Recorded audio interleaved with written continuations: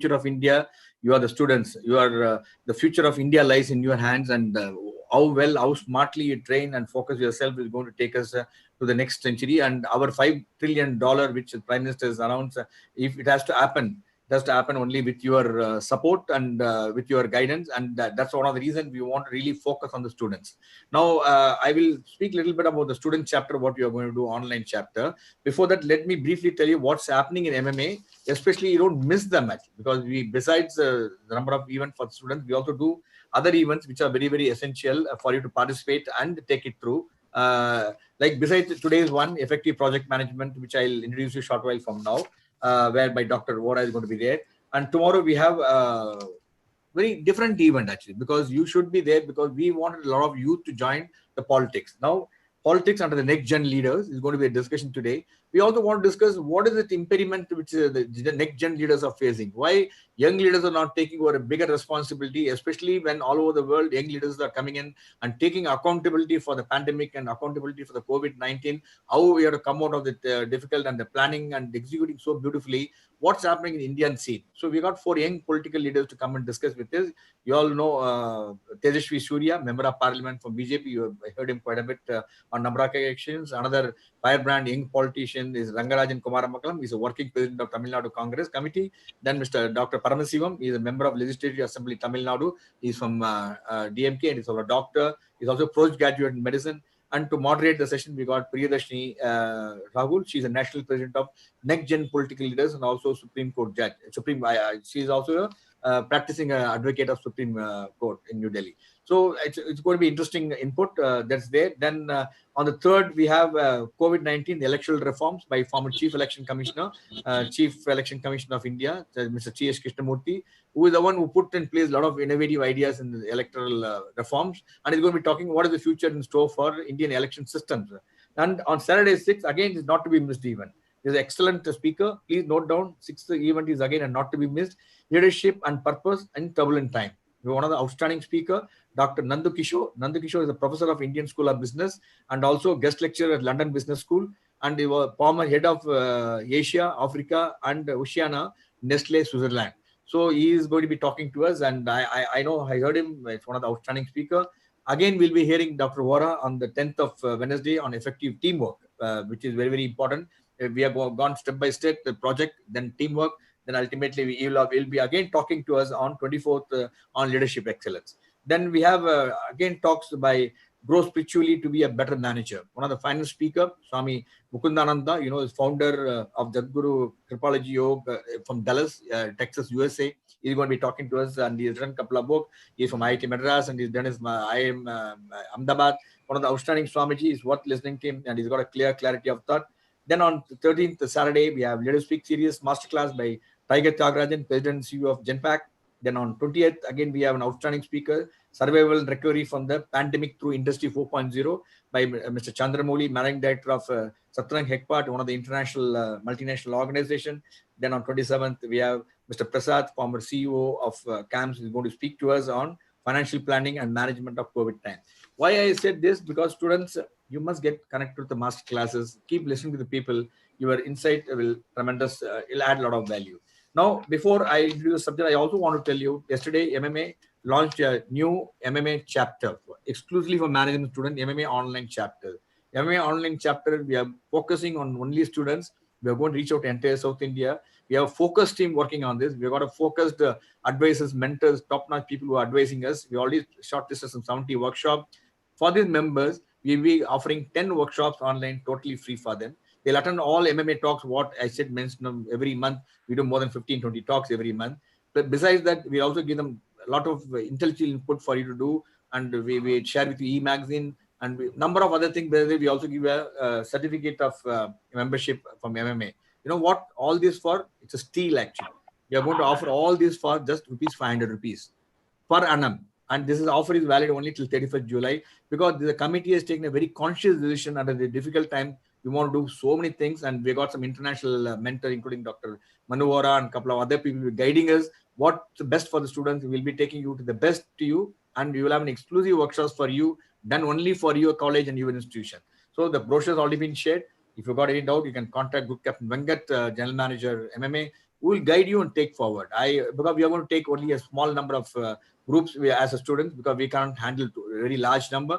So please, first come, first served basis, come to us. Then coming to today's subject, effective project management by Dr. Manu Vora.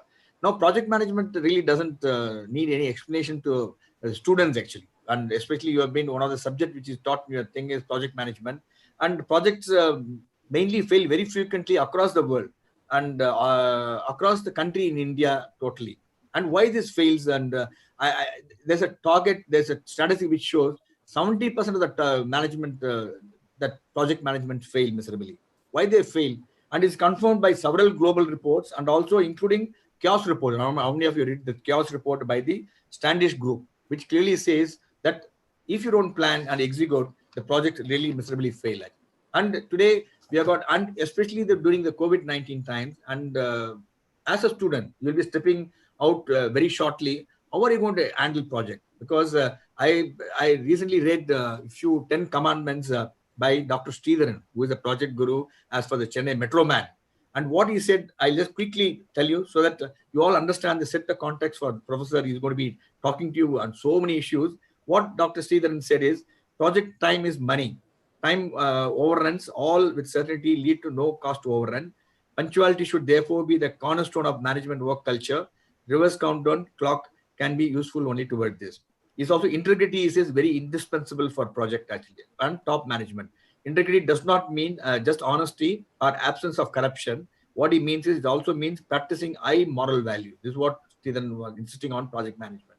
He also says the project team has to be slim, efficient, avoiding unproductive layers. Speedy decision making is critical in avoiding multiple decision making layers is helpful. Project leaders should be a role model for everything. Is no clean, and Mr. Manora will tell you more on this. And project planning and execution should come least inconvenience and dislocation to the community and public. And one more thing which is very important, which many of the thing, and we should look at Mother Nature. Accord top priority for the protection of the environment. And also treat vendors and contractors as a value stakeholders. And goodwill of the client should be accorded the utmost importance for the project. And some of the principles which Mr. Metroman followed and due to which he has been very successful. So I think today it's a very, very timely talk, effective project management by Dr. Manu Vora. There could be none better than Dr. Manu Vora to speak on the subject. Let me have the privilege of introducing you, Dr. Manu Vora. Dr. Manu is a chairman, president of Business Excellence Inc. USA. He's a global quality management company and over 45 years of experience guiding Fortune 500 companies, many of them, and associated with over 80 educational institutions worldwide. In 2016, he was appointed as a Fulbright Scholar of US Department of State and a BTech graduate on honors from IIT BHU and MS and PhD in chemical engineering from Chicago and also MBA in marketing management from USA. And he was also past president of ASQ and he's also ASQ fellow and sought after speaker all over the world with over 1,000 presentations to his credit in 17 countries in 5 continents, published over 70 articles. He's got a number of honors and awards for his outstanding professional contribution and also lifelong community services. It's indeed a privilege and honor to host Dr. Vora today to speak to large number of management students. Dr. Vora, we are indeed delighted and really grateful to you for you choosing your time, being in Chicago. I know this is going to be late in the evening, but notwithstanding, your inspiration, your commitment to the students, it clearly shows, indicate that you are chosen to speak regularly to the MMA students. We are indeed blessed and honored. Over to you, Dr. Vora. We are all eagerly looking forward to hearing you. Okay, thank you. Thank you, Captain Vijay Kumarji, for your kind invite and a brief introduction. Also, I want to thank Captain Dr. Venkatramanji, Mr. Sundar, and Mr. Shankar for all the operational support. And I'm very delighted to share some thoughts on project management. So they said in the last century, the 20th century, we needed to have 3 skills: reading, writing, and arithmetic. In the 21st century, to be competitive in the global marketplace, we need to pick up 3 more skills. The one from the 20th century are given, we need to have that. But the 3 new skills we need to master, those skills are project management, teamwork, and problem solving. And all of those 3 new skills are interrelated. Project management, teamwork, and problem solving. And I'm so delighted to share with you that since 2008, I've been teaching project management at School of Professional Studies at Northwestern University here in Chicago area.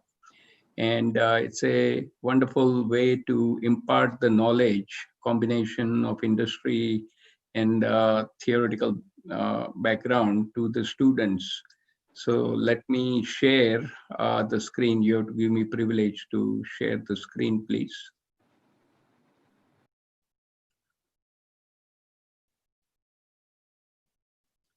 Kindly give me the privilege. Shake. Sir, Share screen, no, for him to show the video only I have, sir. PowerPoint presentations. You No, share sir. screen. He will put the PPT. Share the screen to him. Yeah, just a minute, sir. Screen share.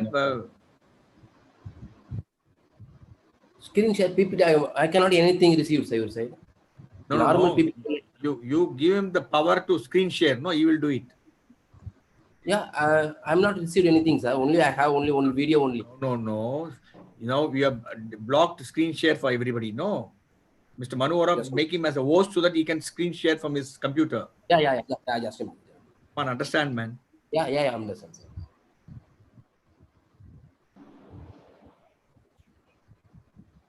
Today we have a different technicians. Shankar is not there. Okay, So, okay. that's the reason. Sorry for this inconvenience. No problem. Yeah, I'll give a permission. Give it to all the host screen share. Connect? Yeah, sir. Yeah, it's connected, sir. Okay. Thank you very much. Bye.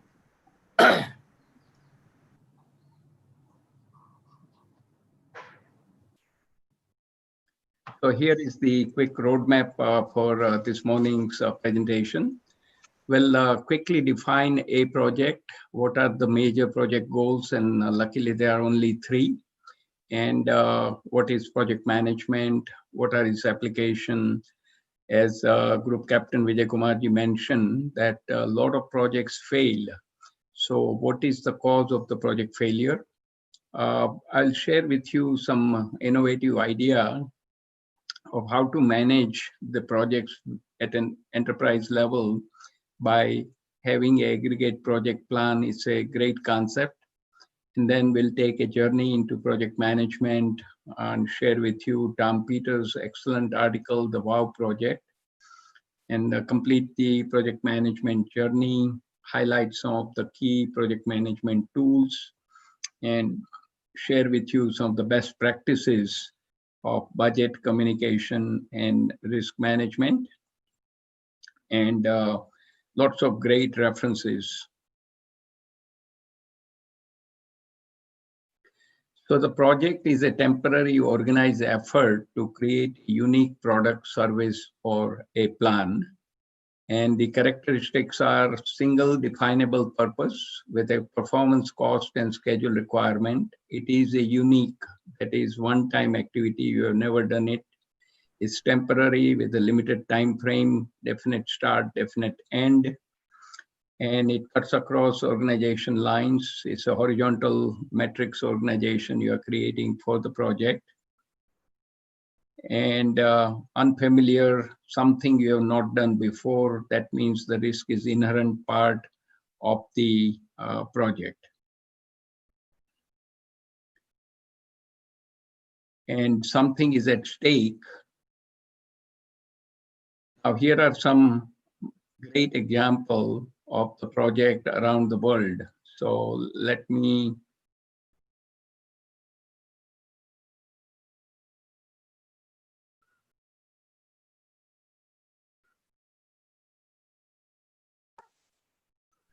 So the first one from the top left is the pyramid built 4,500 years ago in Giza on the west bank of River Nile. They are still standing intact. Then in the top center, Colosseum in Rome. Top right is Hagia Sophia in Istanbul, Turkey. Initially, it was a mosque, then church, and now it's a museum. In the second row, in the middle, from left to right, Taj Mahal, Seven Wonders of the World. In the middle, Baha'i Temple in the Evanston, one of the suburb of Chicago, the first Baha'i temple ever built, and the space shuttle. On the bottom side, we have space station, bullet train,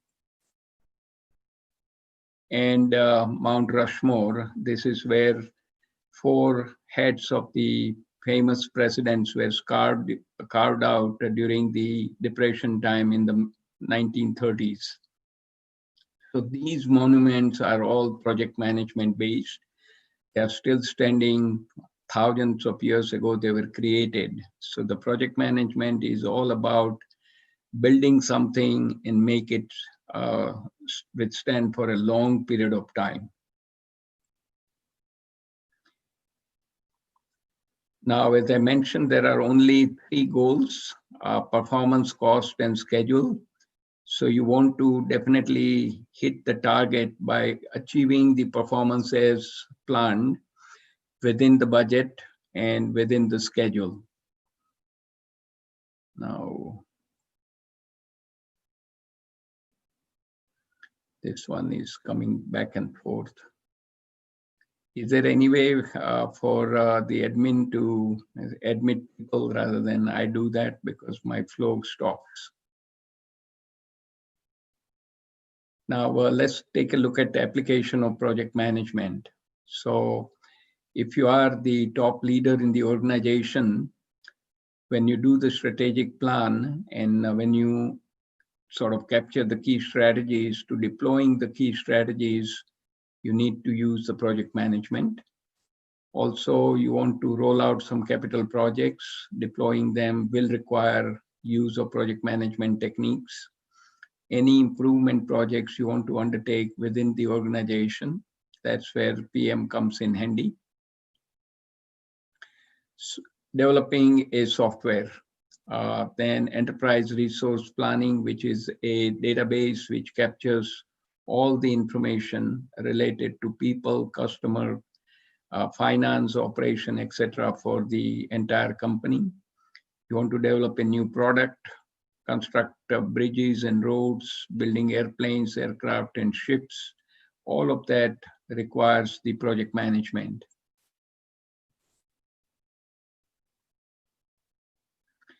Now, the definition of project management is very simple.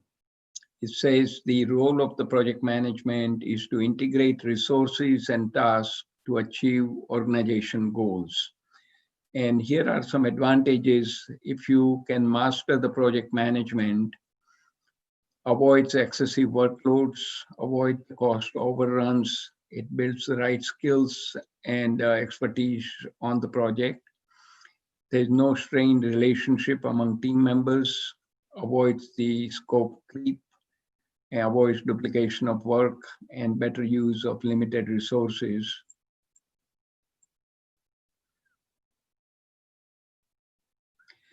Now, as Captain was saying, here is some data from the Standish Chaos report from UK, and I've chosen the software as an example.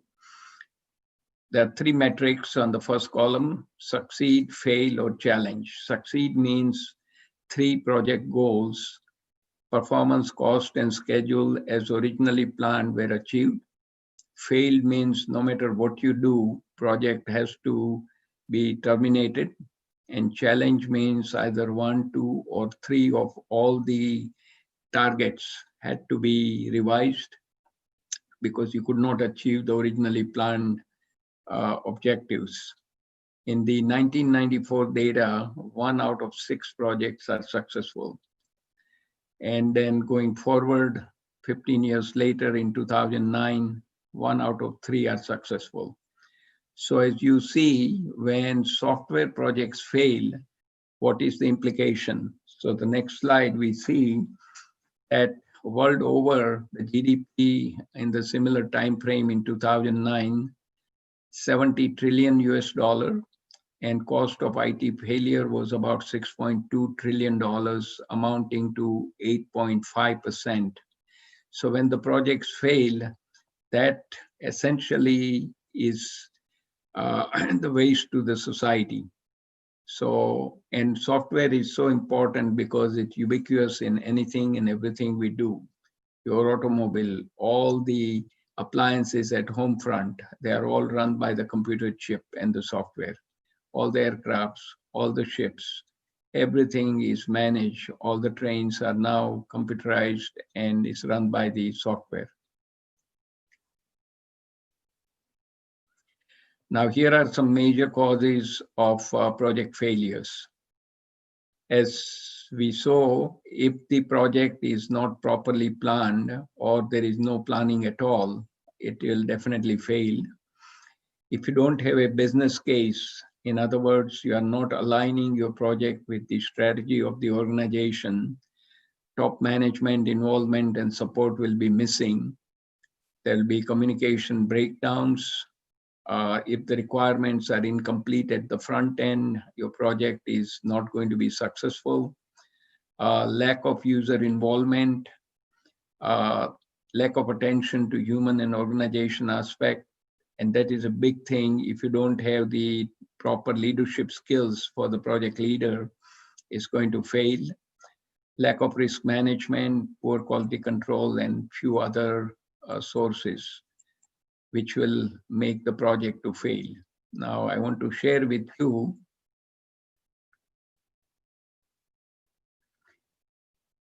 some of the data in terms of big time project failure. So in 2006, Ford Motor Company had to abandon the purchasing system and the loss was $400 million US. In UK, Inland Revenue System by accident gave credit to the taxpayers overpayment of $3.45 billion. Of course, they recovered it, but they had to spend some money to recover the error they made. The Denver International Airport automated baggage system, they had to terminate it after spending $250 million, then realized that it's never going to work. So they had to cut the project loose.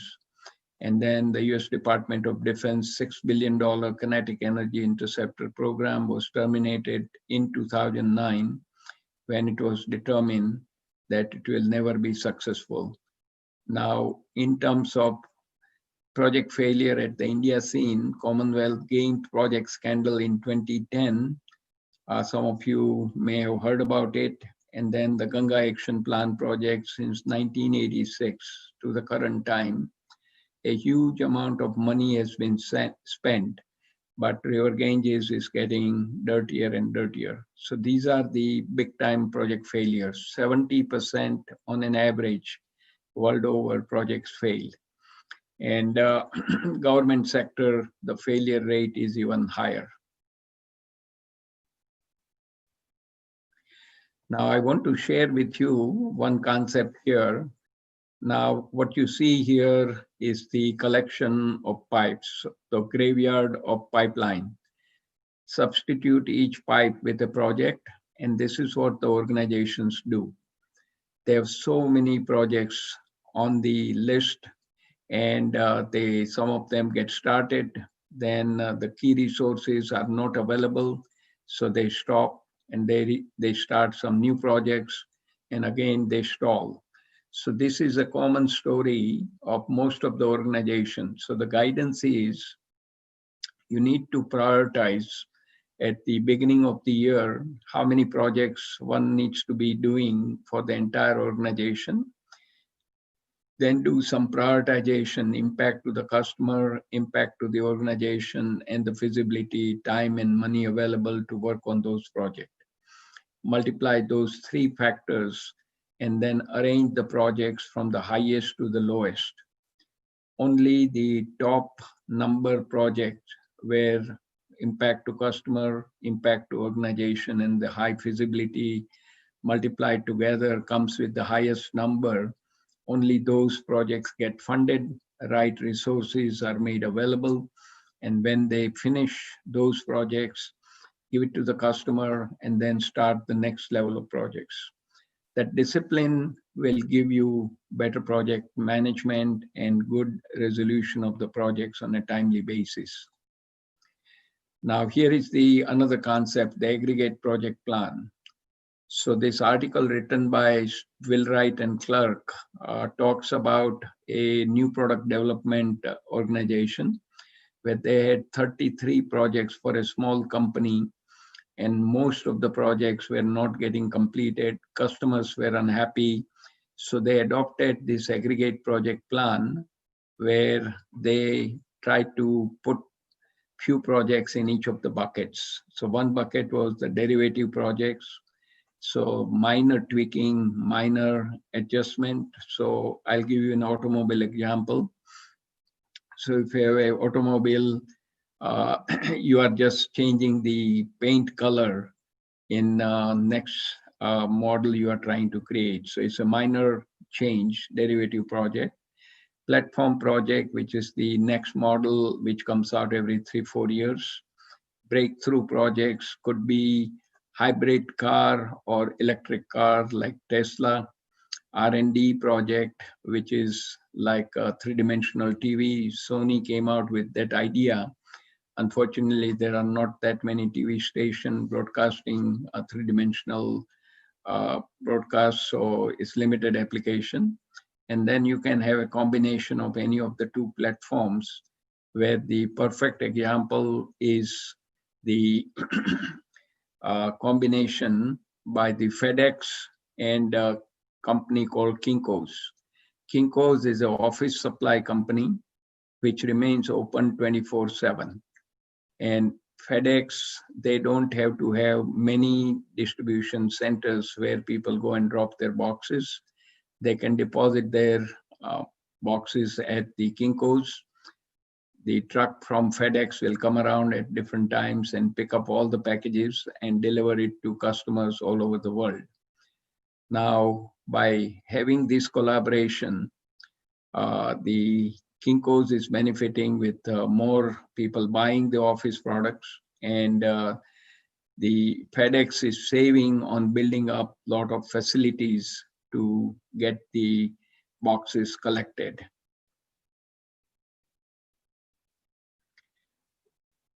So it's a wonderful concept to distribute. And then what happened in that example from this article, instead of 33 projects where none of them were succeeding, they put a few projects in each of these 5 buckets and cut it down to 11 projects, 3, and those projects were successful.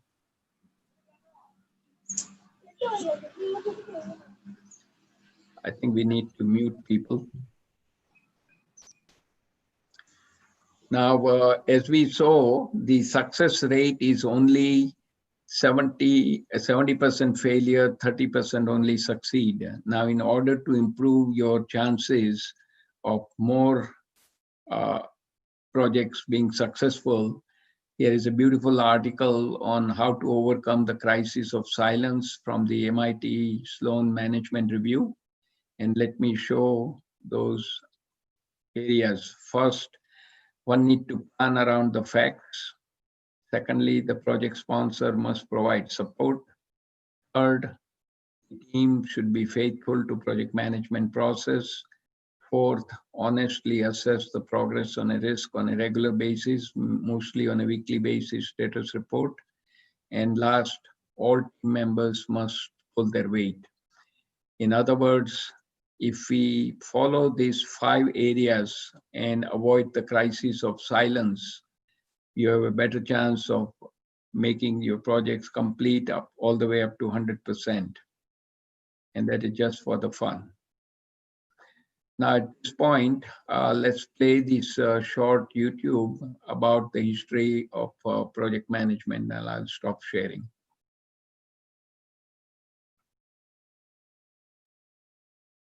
Calling, a voice from the past, like some sort of inherited memory.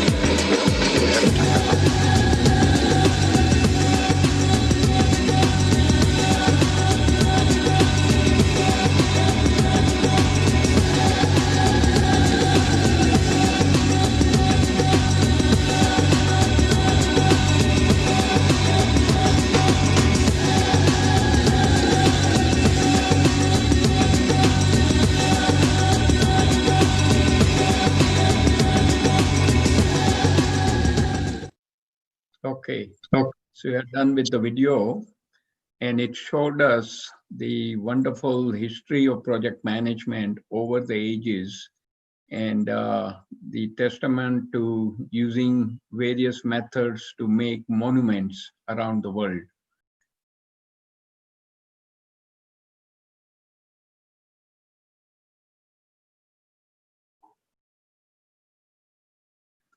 Okay, now I want to share with you a beautiful article written by a gentleman named Tom Peters.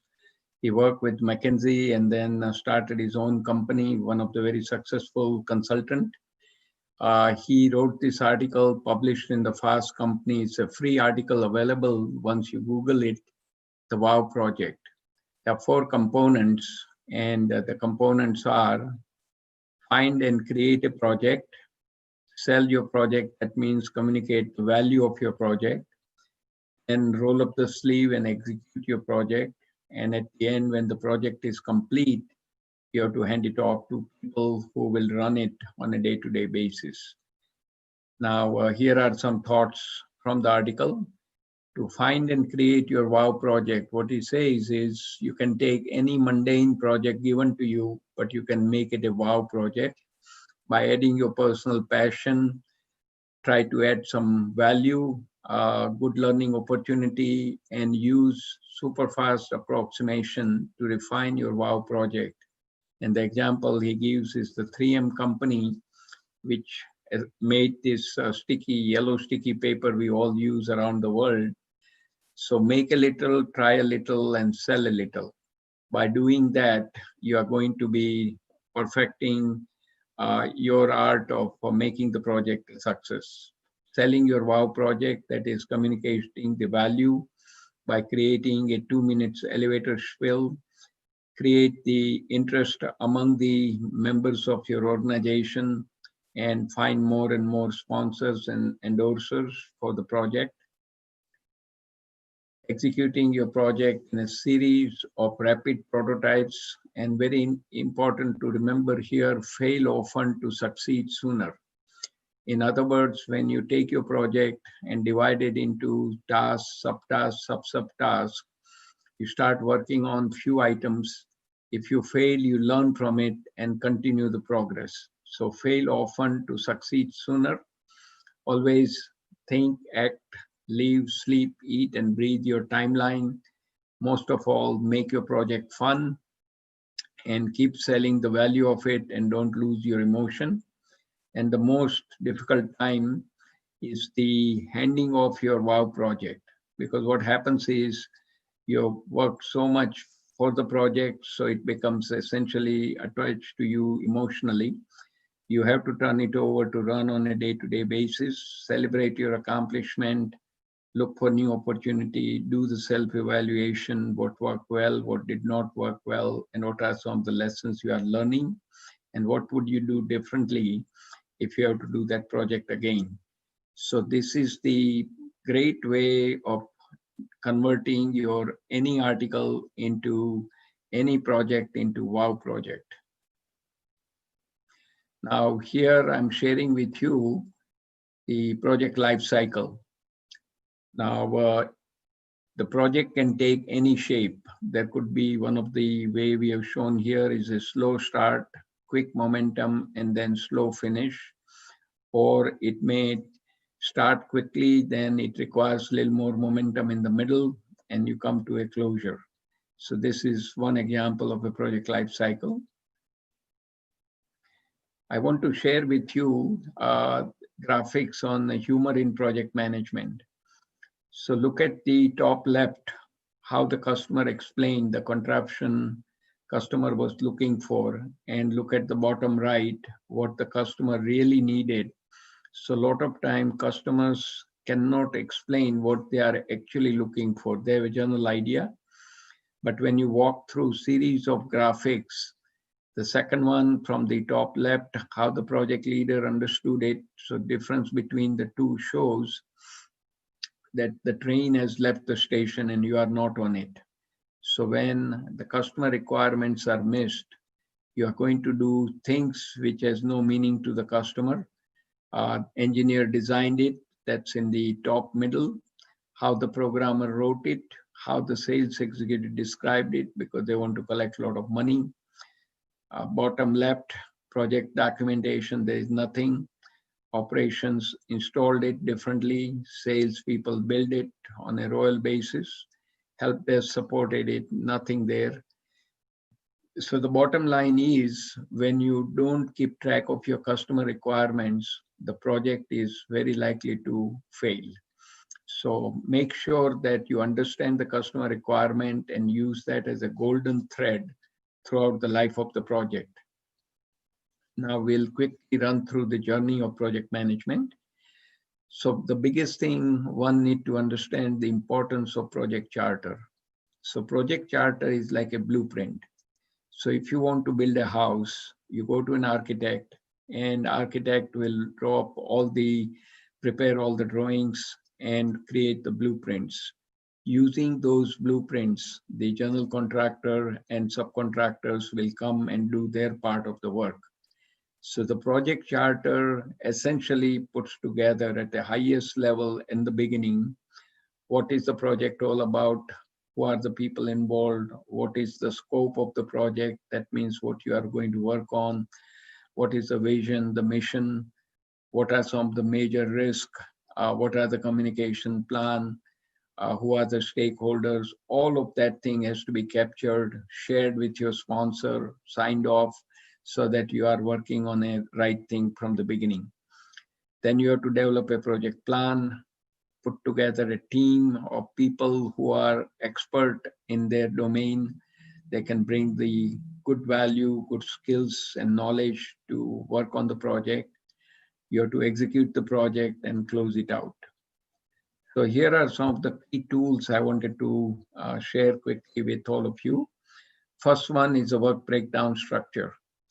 So you see the project at the level 1, which is at the highest level. You want to break it down to the 3 tasks at the level 2.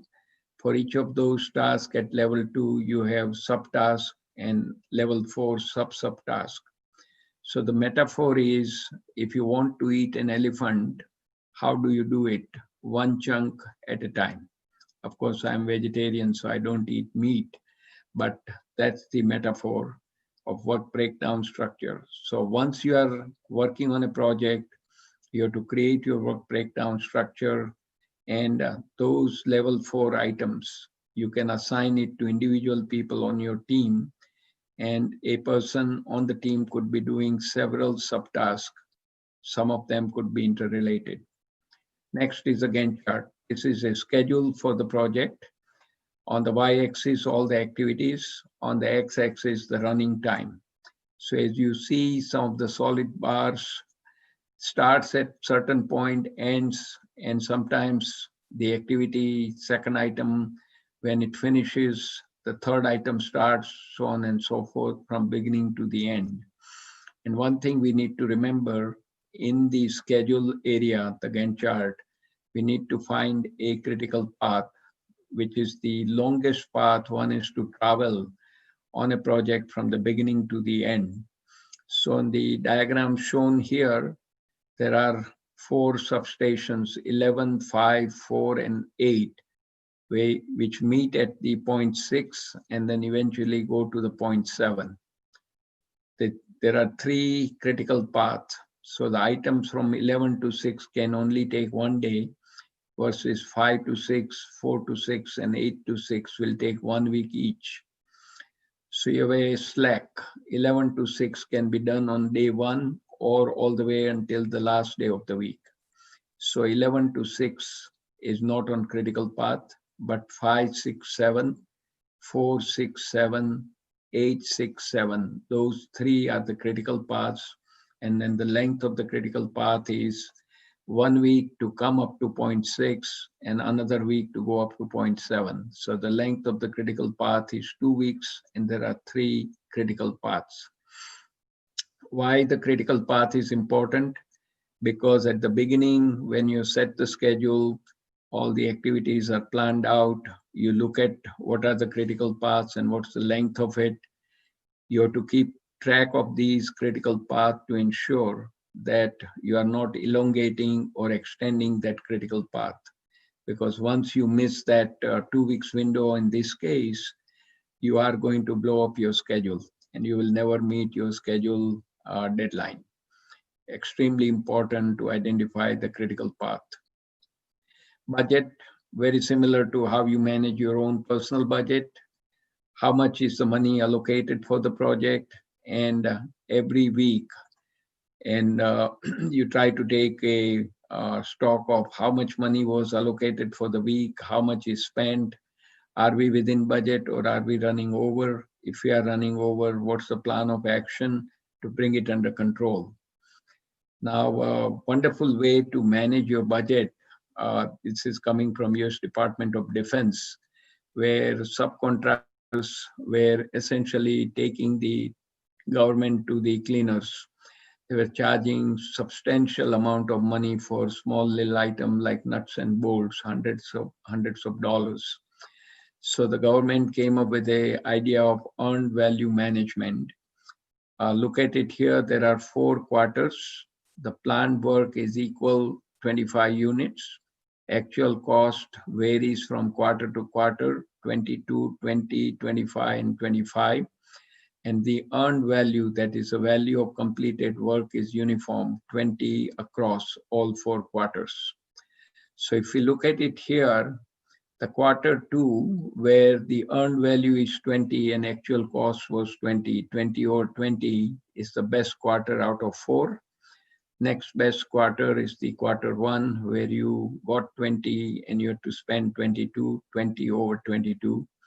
And the quarter 3 and 4 were the worst, where you only achieved 80%, 20 by 25.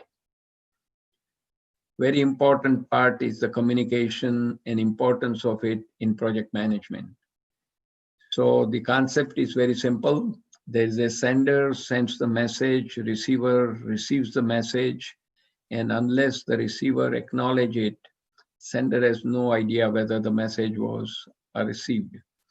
So when you are working on a project, you request somebody to give you some information. When that information arrives, you need to acknowledge to the person who sent it to you, saying, yes, thank you, received it, everything is good. Or if something is missing, you can send that acknowledgement that kindly send me this missing piece of information. And this two-way communication is extremely important in our day-to-day activities throughout our life. And the communication effectiveness is very important, and we need to look at the feedback from the receiver. And that feedback has to be relevant, has to be timely, and has to be useful. Once we receive that feedback from the receiver, then you can continue to improve your communication. Last item I wanted to share with you is the risk. Now, idea of risk came out from the financial side, the insurance industry, and they define risk at the higher level, which is equal to the loss times the likelihood. So likelihood of something going wrong, and if something goes wrong, what is the actual loss? Multiplication of the 2 items this is how the risk is defined on a project. So for risk management, a lot of time it is considered in aggregate. That is the stock portfolios a person is owning. When a bank makes a loan to the person, they are taking a risk that whether the person will be able to pay back the money with the interest. And if they cannot, then the bank loses that money and they have to foreclose, whether it's automobile, house, business, etc. All the insurance policies, which is based on actuarial tables, based on the age of the person, how much premium they have to charge, and what kind of payoff they will giving. Lotteries, again, and the gambling establishment, they collect, they only give out about 80 to 85% of the collection. Rest they keep for the profit for the organization, which is selling lotteries and which runs the casinos.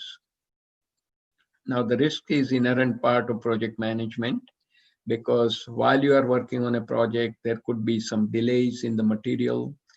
The cost can increase. There would be difficulty in not meeting the technical specification given by the customer. So the method is very simple. What you do is, as a team, at the beginning, when you are putting your charter together, you do the brainstorming of what possible ways the project can fail. So you do extensive brainstorming, what can go wrong. You identify 6, 7, 8 different items which will prevent the project to be successful. And then you use the brainstorming again with your same people on the team to put the value on high, medium, low. That means 3 to 1 on the likelihood, and high, medium, low 3 to 1 scale on the loss. Multiply the two for the collectively by the team members, and then you can arrange by the risk number the risk you have identified. And you can prepare a 3 by 3 risk matrix, the likelihood and the consequences of the loss. And you have to watch out for items in the red, extreme risk and high risk items, for which you need to have a mitigation plan. So here is a very interesting way of looking at the risk strategy. When the risk is known, can you control it? Then you have to deal with causes and focus on prevention. If you cannot control it, deal with the effect, the contingency plans. So think of it this way: if you are working in a high-rise building or staying in a high-rise building, throughout the year, 2 to 3 times, there will be unannounced fire drills. The idea is you want to have people awareness that when the drill and actual fire happens, you have to leave everything out. Do not take elevator because the power will be off. Go to the nearest staircase and get out of the building as fast as you can to save your lives. And it's the same thing for managing the risk. You have to prepare the organization with enough strategy, enough plans, so that if something goes wrong, you know what to do with it. So timeline for known risk. When a project starts and the risk happens, which is in the middle, before the risk comes through, one need to focus on the prevention and planning for the risk. And this is where either you avoid the risk or mitigate the risk by establishing contingency plans. But after the risk happens, that's a event has triggered, risk has happened, so fire broke out. What do you do after that? It's a recovery. You open the playbook, use your contingency plan, and hopefully bring the project to successful end. Interesting way of looking at the activity risk management. Again, the y-axis, the likelihood, x-axis, the magnitude of the loss. If you look at the top right quadrant, both items are high, likelihood and the risk impact. You want to transfer the risk. So for example, if you are the pharmaceutical company, you want to avoid making the vaccine. So in the current COVID situation, very few companies are undertaking making the vaccines because it's a highly risky thing. And a lot of time you can transfer the risk by giving it to the insurance company. In the bottom left, where both things are low, likelihood and the impact, you accept the risk and self-manage. In the category 3 quadrant on the bottom right and top quadrant left, 3 and 4, you have to mitigate the risk by proper planning, training, having process improvement, having redundancy, etc. It's a neat way of visualizing activity risk management. So in summary, you want to have your project to be extremely successful, highly productive. You need to think about 4 P's. First one, planning. So it's a 10% excellent planning multiplied by 90% flawless execution will bring you the best outcome. So planning multiplied by promotion, that is sharing the value of your project. Then personal touch, and that is execution, rolling up your sleeve. And then persistence, because no matter what kind of project you work on, you will come up with some areas where there is a blockage you need to tackle the blockage and overcome the adversity, find the solution, be persistent, and bring the value at the end of the day. And these 4 items, planning, promotion, personal touch, and persistence, are in parallel. So we are talking about circuit in parallel. So if you are electrical engineer, you will understand the value of it. When one of the component goes down, the multiplication of 4 of them will go down. So if you want to achieve the highest productivity and highest success for your project, you need to focus on all 4. So fire away on all 4 cylinders. Lots of great references. And at this point, I'll stop sharing, and Captain will give me the questions coming through the chat box and the variety of sources. So I'll answer the questions to the best of my ability. Thank you, Dr. Vora. As usual, great insight on project management. I think if somebody has watched this presentation, I think he'll be a great project manager. You should be able to handle even critical issues if you apply himself. And thank you so much for so lucidly presenting your thought process in a sequential manner, and also showing the video, which is very, very informative. Even I'm seeing it for the first time on a major project, how beautiful planning is required, because we have done a lot of projects in armed forces, and we do, but many a time we do slip up on many a times actually. So thanks so much. And viewers who are on Zoom, limited number, we have more than 3,000 viewers watching on live on YouTube, Facebook, and I think please send your questions to the WhatsApp number. In the meanwhile, I'll engage myself with Dr. Vora. Dr. Vora, one of the things I want to, the majority of the viewers are young future managers. They are MBA students and very inspiring to become. And project management, I want to tell them project management is not only very useful for the projects of their organization. I also want to them, their entire life itself is a project. Would like to give 1 or 2 advice to the youngsters. First, you have to manage your own project. That is your life skill career, your how you have to align yourself for the job, how you have to align yourself. Then also, I would like to give a tip on this context. What is key to success for a project manager? Especially the beginners will really get small projects. Actually, they get disappointed. Very small, doesn't matter. I say, So these 2 points I want to share with the young people. What should be the key to success? Yeah. So the key to success, so remember that in real life, both at the professional and personal level, everything we do becomes part of the project. So if we learn the discipline, first of all, and it's not a rocket science, the description and the discussion we had for about an hour disposition on this topic, once we have the fundamentals with us, we can begin to plan our project properly. Secondly, if you are going to have a team project, and if you are appointed a team manager, project manager based on your past outcome and your ability, then you need to select the right people who have these proper skills to tackle the issue at hand. You just don't want to have your friends assembled as a team, but you go and find the right people who have the good skill set, who can come in handy to solve the problem, because they are on a borrowed basis from other groups, and they are only spending 5 to 10% of their time, while you as a project manager spend 100% of the time on your project. Once you have the right people assembled, you need to build the team. And the next topic, the effective teamwork, we are going to look at 5 dysfunctions of a team, how to avoid those dysfunctions and make a very solid team. And also, when you are making the assignment on those sub-tasks, remember the work breakdown structure. Ask the people what is their area of interest, and secondly, what is their strength. And that's the concept we'll introduce next time, theory of strength, Strengths Finder 2.0.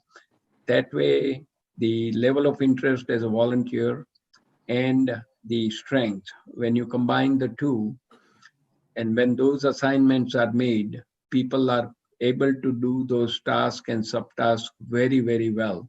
And they will bring those values together and collectively as a team, you function as a single, all the hands but one mind, and you focus on achieving the results. So that's the methodology. A lot of pieces you have to watch, and this is a training one gets throughout the life. And you learn from doing one project. When you go to the second project, you want to avoid the mistakes you have done in the first project and try to make sure that you don't step into the same areas where you had fumbled in the first time. So that would be my suggestion. It's a journey one has to take and learn from it so you get better at it. Thank you, Dr. Vora. The question from our own Venkat. You want to know, you've been appreciative of the excellent presentation, and if you could kindly explain how to deal with unexpected contingencies in handling projects. It could be a natural calamities or a change of government regulations and global pandemics, especially during COVID. So, how do you handle situation during the present COVID-19 itself? Yeah. So in the risk management terminology, this is called a black swan event. Nobody has predicted it, and it is upon us. And it's interestingly for the software and the new product development, there is a library created of all these black swan events and what it takes to address these black swan events when it happens in those two areas, new product development and software development from around the world. And I'll be very happy to share some of those thoughts on it with the reference from a great book written by Tom Kendrick on risk management. It's a beautiful book from American Management Association, and I use that as a textbook. And so the guidance is given based on the experiences of unknown risk. How do you manage and how do you plan around them? So all this thinking has to be done when there is no calamity, there is no risk at the moment, right? At the planning stage in the front end. So if you have spent enough time doing all those planning properly, when time comes, at least you are in a better position compared to those who have done no planning. So importance of planning is extremely important. And then looking at some of the databases to see what activity they were able to do to recover from these unexpected events. And COVID is definitely a huge black swan. And it's upon us. Nobody planned for it. Nobody has any clue what happened. But now we have to find a way around to get the solution to get out of this calamity and start getting back to normal as soon as we can. Thank you, Doctor. The another question is on expectations. The expectations are plenty always from the stakeholders actually, and at time when you take the project, you take the project because okay, we'll manageable. During the set course of the project management thing, you become unexpected. The expectations beyond your reach, beyond you, unmanageable. So how do you communicate such a situation with the stakeholders? Unmanageable expectations at times, many a time it happens. What is the way of communicating to the unexpected, unmanageable expectations? Yeah. So this is where the charter comes into play. And one of the things on the charter is scope.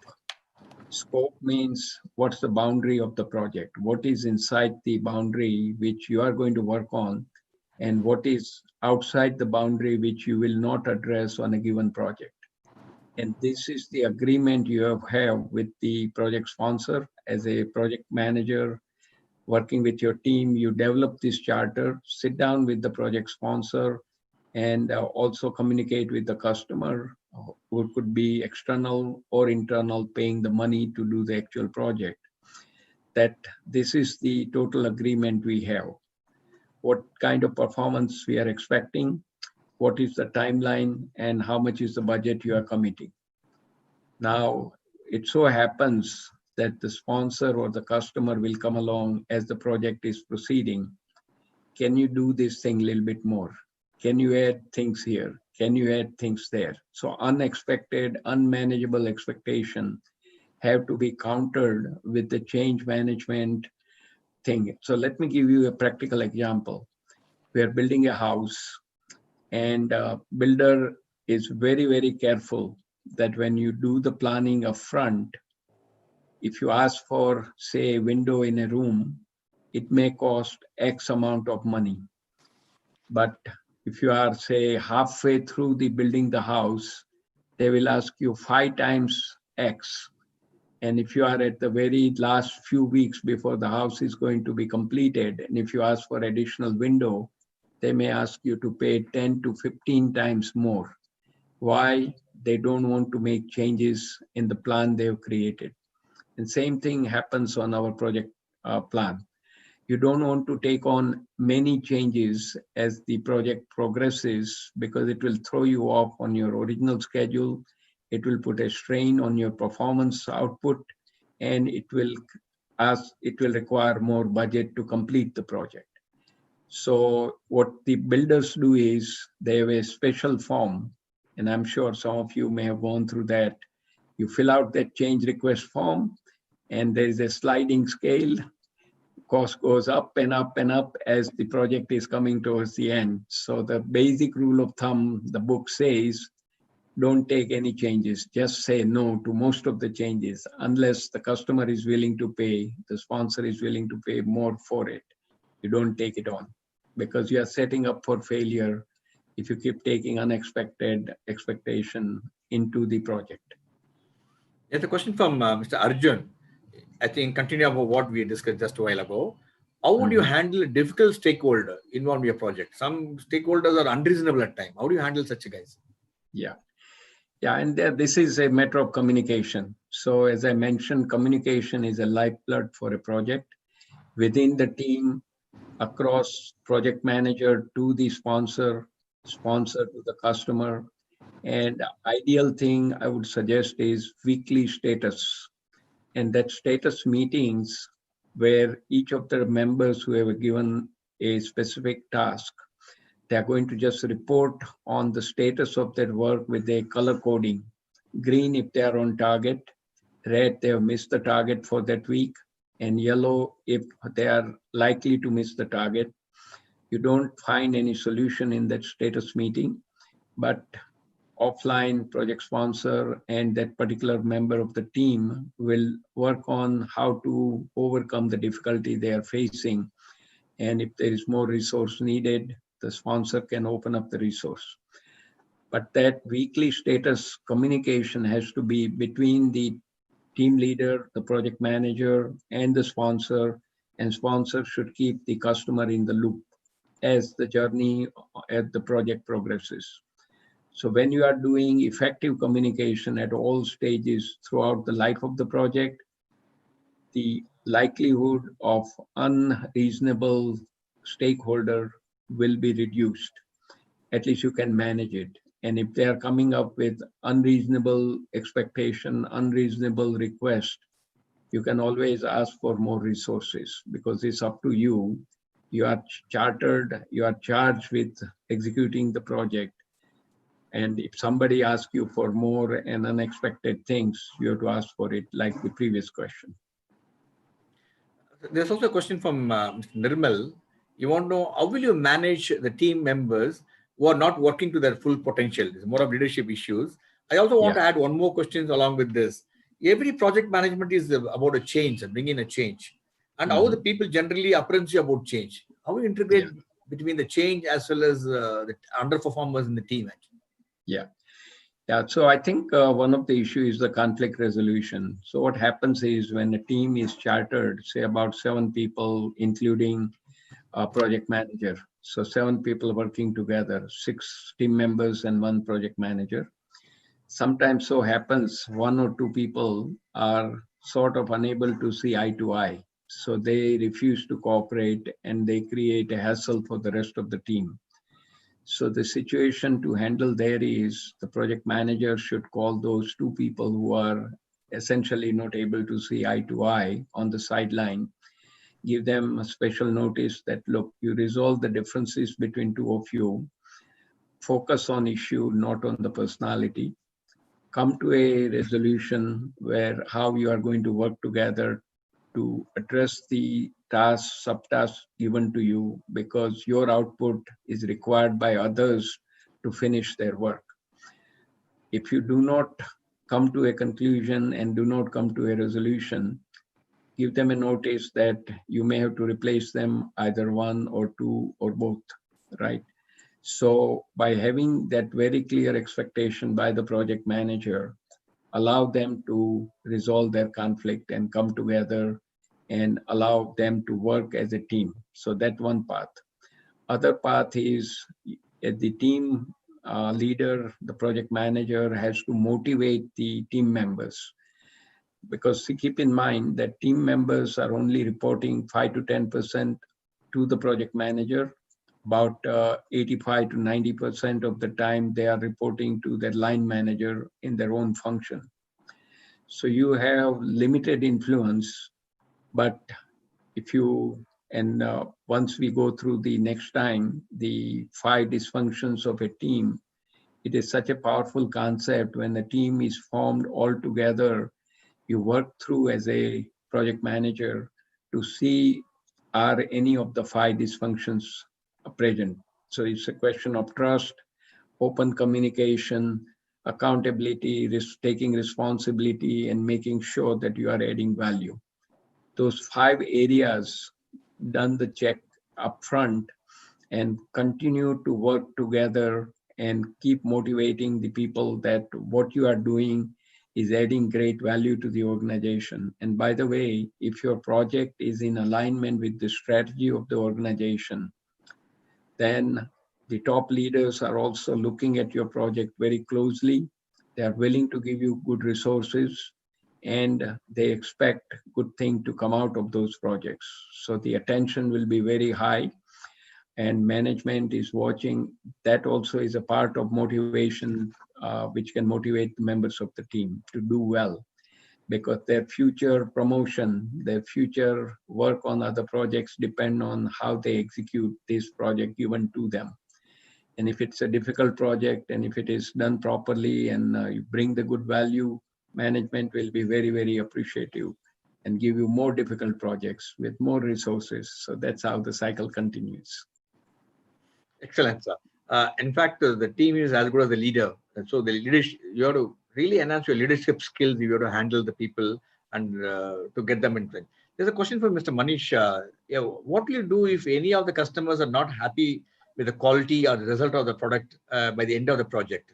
Then what do you actually want to know? Which communication style you would like to lead under this system to communicate with the stakeholders under these circumstances? Yeah. So one of the cause of project failure is not involving the end users. So you are developing the project, you have worked on certain things, but you have no idea how the end user will use it. So at different stages, you have to involve your end users as well and tell them that if we give you this much output, do you think that is workable and will it solve your issues? So having the stakeholders, which is your sponsor, your customers, your end users, throughout in the loop, through the status report on a regular basis, so they understand what's the stages of the project you are in, what is happening, are you blocked, if some issues are coming up and some difficulties are being encountered, what is your plan of action? And if you involve the end users with certain stages of the project, then they are very much in alignment with what you have done. And at the end, when you give them the final output, they are very happy to receive it because that is useful to them. Otherwise, you created something. So keep in mind that humor in project management. Customer wanted something and you build something else, you give it to them, customer will definitely be unhappy and they won't pay you money at all. So that's the story. You need to remember the customer requirements, treat that as a golden thread throughout the life of the project to ensure that all the customer requirements are taken care of, and you have also kept them in the loop through the communication channels. Super, sir. There's always a saying, sir, the customer is king, is a phrase which is usually sacrosanct with the project management. Now, what is the responsibility of a project manager to educate the customer? At times, certain things do not happen the way they expect us to happen. So how do you, this is a very difficult situation, conflict of interest between the stakeholders and the project manager. How do you resolve, as you really mentioned, conflict resolutions? How do you do this? Yeah, and again, I go back to the fundamental issue of charter. So one has to do the charter very well. And that charter involves communicating all the pieces on 4 pages. And I use a standard template when I teach project management in my classes here for the MBA, etc. And the student working in the team of 3 to 4 people, they work for a week at a time to put the charter together where they have to do a good bit of thinking. And that charter, once it's prepared, then you share it on a meeting, sitting down with your sponsor, and if needed, bring the customer in, and then go over all the items and get the agreement. So there is a sign-off, formal sign-off. They sign off as a sponsor, you sign off as a project manager on behalf of the team. And that is essentially the foundation. And then the journey starts on the project. So there is a lot of planning has to go in before the charter is put together. What resources you will need, what team members you are putting together, what are some of the major risks, what's the communication path, and all those things, vision, mission, etc. for a given project, that has to be all put together and communicated well and agreed upon. And that journey starts from that point on, and then the communication throughout the life of the project, the status report, special meeting, if something is totally wrong at a given time, you need to communicate that openly with the sponsor and the customer and the stakeholder. And that's the recipe for success. And granted, there may be some difficult customers who may not agree with what you are trying to do, but then what you need to do is do the best you can under that situation. And next time you have a choice. If the customer is very difficult, you don't take that project further from them for a newer project. Super, sir. Now, there's a question from Mr. Lokesh from Manakula Vinayagar. This is from Pondicherry. How active listening can improve your project management as a career? It's a very interesting question. Well, I think active listening is a key to be successful either in a project or in your life at all, in both ways, professionally and personally. Even at the personal level, right? Yes. If you are married, your spouse, right? You have to actively listen to what the spouse is saying. If you don't do that, you may not get your meals that day. So the active listening is important. And I will say, I'll share with you one example. When I joined AT&T Bell Labs, I had a transition going from chemical engineering to telecommunication. So I was learning along the way, but my supervisor was very shrewd. So he took me to a lot of meetings where a number of different projects will be discussed. And my role was to listen and learn. And he forced me to take the meeting notes. So, and then he will review the notes and make some corrections if I was not getting 100%.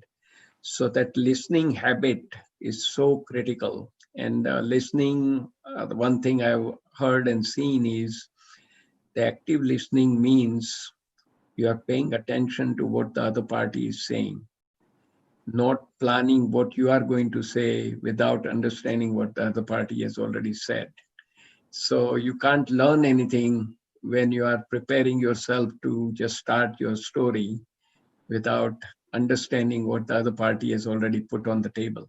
So active listening means you stop thinking about anything else, give your 100% attention to the other party, which is sharing their view. And from there, give your response tailored to what they are requesting. And don't give the fluff, be direct. And that's, I think, the part of learning one has to do. And it requires practice. And we have a low attention span, and we are very eager to jump and not listen to the other party and start sharing our views, which may be totally in a different direction. So active listening, very important, both not only on the project, but throughout the life, professionally and personally. Excellent, sir. I remember my boss in the armed forces used to tell me, fundamental thing you must be a great communication is you keep your mouth shut, he'll say. Keep listening.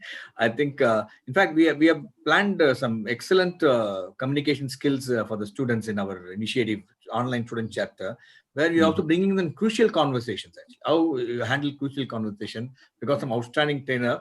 Because today in this difficult competitive world, young managers, especially students, when they fit in, they should learn how to do this conversation in difficult time. In that regard, I have another question, sir. The fundamental project management invest time and effort in creating detailed plan. Insufficient planning lead to project failure. That's a fundamental, everybody knows about it.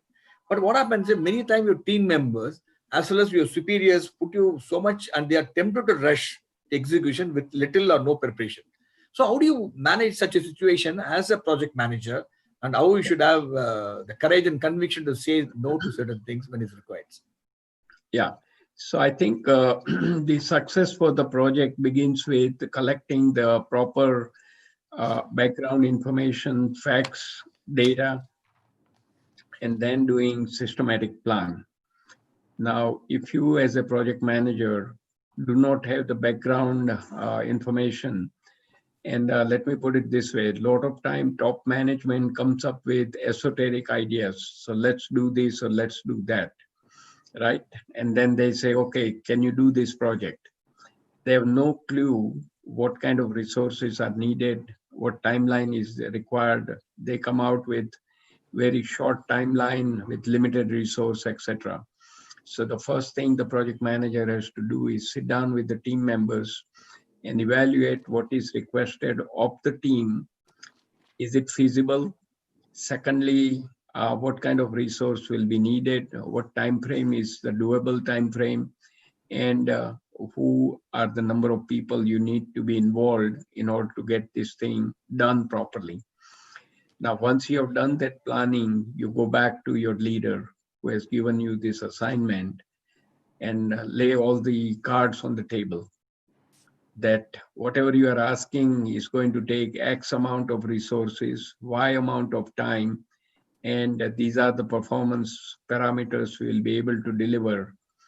And if you are willing to give us those resources, then the project is successful. So you have a say if you have the facts and figures with you and all the detailed planning you have done, which once the leader sees it, they are smart. They want to push you to do more by giving you less, right? So that's a tension. So you need to be pushing back with the facts and the information to the leader who has given you that task, so that you come in the middle. And then you agree and make sure that you have right resources, right people, you have a doable timeline, and then you work hard to achieve the completion of the project. So it's a strategic way of handling your bosses also, because a lot of time bosses have no idea. They just think of many things because they only do thinking. They don't do any work, right? So they pass along all these ideas which they think are doable, but once you have the facts and figure, you can convince them that no, the way you are asking is not doable, but we can do it this way by spending a little more resource, a little more schedule allowance, and changes in the performance. Super, sir. Great words of wisdom. It clearly brought out all the experience what you had. I hope the students listening immensely get benefit. Another question which has come on our YouTube is, as a project management, you often face dilemma in balancing the organizational and personal goals. It is tough to take such decisions when your career could be harmed. Many a time people lost their career because of this conflict, sir. How do you manage a project manager between your personal goal with the organizational goals? Yeah. So what I would say is a team is effective as long as all members of the team are effective. And the best way to think of it is you have your personal goals, then there is a team goal. One has to essentially give up your personal goal for the benefit of the team goal if you really want to be a successful team. And by doing that, what happens is you sacrifice your personal goal, or better thing to do is, can you align your personal goal in alignment with the team goal? If you find a way to do that, you are achieving your personal goal as well as you are supporting the team goal. That's the best way to do it. So one has to do that quick work. And also, if you are in doubt, work with your project manager, project leader, get their input, get their confidence on a situation when you have doubt, and try to be open and try to communicate. And again, the role of the project manager is more like a glue.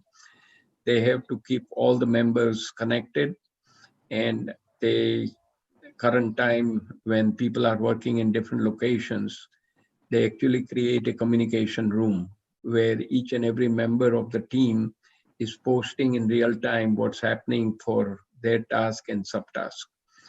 By keeping that communication room alive 24/7, you can have at a glance what the progress of the project is, where they are stuck, and what resources are needed. But back to your question about personal goal and team goal, if you essentially sort of integrate your personal goal into the team goal, you will be the most successful. And the manager as well as the top leaders see that you are flexible, you are not egoistic, and you are willing to bend your own thing for the success of the team, then you will be rewarded. And later on, you will get a chance to lead the team as well, because you have the ability to get the project done properly by not to worry about your personal thing. And I can tell you from my personal example, and this is a very simple but very clear-cut example. I was not part of the telecommunication, but I learned basic fundamental things. So in the first 1 year, I was working on a price modeling concept to develop a special model for electronic switches, which are costing millions of dollars. So a estimate came up with the empirical equation, which was well received by the marketing group. Then my director, I gave the presentation, he liked it. And then he had a project on quality planning and implementation. Now, since people with the telecom background will not take on that project, but I had a faith in my director and he had a faith in me. So I took the challenge. And a lot of people warned me that this is more like an administrative effort and your career will not go anywhere. But that decision of going and working on that quality management, planning and execution project changed my entire life. I joined the Professional Society, American Society for Quality, became certified quality engineer. It changed my lifestyle. I was a type A personality. Once I learned the quality management principles, I started applying it at the personal level as well. And as you know, some of the stalwarts, Dr. Deming, Dr. Juran, Dr. Deming, he passed away at the age of 93, 94. Dr. Juran, 104. So people who adopt the lifestyle of quality management at the personal level, they tend to live longer. So that's a side benefit, because you don't worry about all those things. Whatever is in your control, you do it very well and leave the rest to God. So, so in my case, taking on that assignment has changed my life, both professionally and personally. And I've grown in the field, and it interested me a lot because, as I mentioned, I'm not part of telecommunication per se. And it gave me a perfect segue to get into the area where I could excel. And next topic, 2 weeks down the road on the 10th of June, we'll take the effective teamwork, where the concept of Strengths Finder 2.0, theory of strengths. What you are strong at, you work on it, not work on where you are weak. So those are the kind of things that helped me personally as well. And I would suggest everybody can use similar concept. Excellent, sir. Yes. Now I'll squeeze in another 2-3 minutes. I'll squeeze in 1 or 2 questions before we let you go. I know it's quite late night at Chicago. And what you said is excellent, sir. You involve yourself intellectually, get the quality, the longevity goes. I think one of the way to fight Corona should be a good quality manager, I suppose, actually. Yeah. You can fight Corona now. So another question what has come is very, very important question. Effective risk management can be one of the biggest contributor to increasing the probability of project success. Now, how do you plan your risk response to a shortlisted risk actually? How do you mitigate this risk and how do you plan your risk while executing the project actually? How do you do this as a proactive measure? Yeah. So just as I mentioned, when the team is put together and when you are working on your project charter, one of the requirements on that charter is what are your number of risks. So the best thing to do is set up a brainstorming meeting specifically for talking about the risk on the project. And you need to identify as many possible risks through the brainstorming. So everybody has some idea why and how the project will fail. So you make a collection of all those risk items. And to begin with, in a brainstorming session, you figure out that what is the likelihood of each of those risks to happen. Give a 3-point scale, 3 to 1, high, medium, low on the likelihood, 3 to 1 on the impact or the consequences, and then you multiply the two. And what you do is collectively you figure out, say there are 6 items you have created for a given risk. Item 1, likelihood was say 1, but the impact was 3. So 1 times 3, that is 3. Item 2 could be 3 times 3, 9. So then you arrange all those items from the highest to the lowest number. So 3 by 3 matrix, it will be 9, some could be 6, some could be 3, some could be 1. So you organized all your risk, highest to the lowest risk number. And then for the top 2 or 3 risk, what you need to do is have a risk mitigation plan. In other words, if those risks become material through the life of the project before you end, then what is your plan of action? So you need to have a playbook created that if something goes wrong, how you are going to act on it. And the time to do it is when there is no risk, already no risk has happened at all, and you have a cool head, you are doing all the planning. So at the planning stage, you put everything together, because when something goes wrong, you cannot think. All you can do is act on what you have planned for it. So back to the the example when you are in a high-rise building. When you are doing the drill, you are trying to find out how long it takes for the people to get out of the building. But if the fire actually happens, there's no person has the ability to do anything except get the people out quickly and save as many lives as you can, right? So having that awareness that if something goes wrong, what you need to do, and if something really goes wrong, you as a person responsible as a foreman, your role is to communicate to people, drop everything, use a staircase, get down and save your life and run away from the building. So that is the live example, how you can start planning for the risk. And systematically it has to be done, and continue to review those plans as you go forward to see whether any of those risks you have planned, are they becoming material? And if those risks are happening, what's your plan of action? You start opening that playbook and put it in action. So that's my sincere request, that risk management is one of the things we do not do well.